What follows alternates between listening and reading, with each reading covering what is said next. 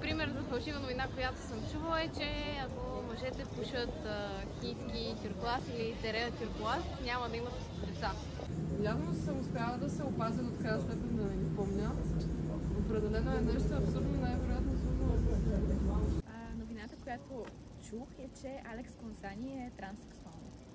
Специфично в интернет за групата Молеци последният им концерт на им е последното, където общо взето навсякъде пише, че ще се разделят двамата. Ценната новина, която ми се стори фалшива, беше, че Азис искал да стане председател на Висшия съдебен съвет.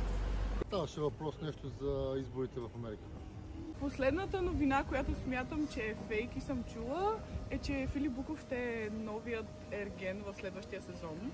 Последната новина, която прочета, беше дали Ивон от Big Brother е мъж. В TikTok, в Facebook. ми от време на време от новинарски сайтове. Паднах на видео в TikTok. Уебсайтът се казваше blitz.bg. Facebook. Mostly TV. TV and applications. Or Telegram, or Facebook. Прочетах я в Facebook и в TikTok. Да. Не вярвам. По-скоро не. Не мога да кажа. Те залагат винаги на дали от това, което аз съм забелязала. Супер крещящо и скандално трябва да е заглавието, също съдържанието абсолютно празнявско, с извинение. И по този начин веднага се разбираш, като не е подкрепено от никакви доказателства и отдолу няма примерно линкнати откъде е взета информацията. Четох подобни заглавия в много различни сайтове, които знам, че качват обикновено фалшиви новини, затова смятам, че и тази също може да е фалшива.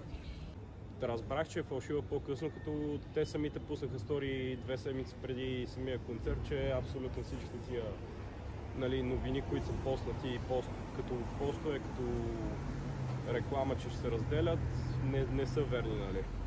Знаех каква е истината. Просто ми направи впечатление, че това, което пише, не е истина. When it looks too perfect, it means that someone worked to make it fake. It's not a regular information, it's fake.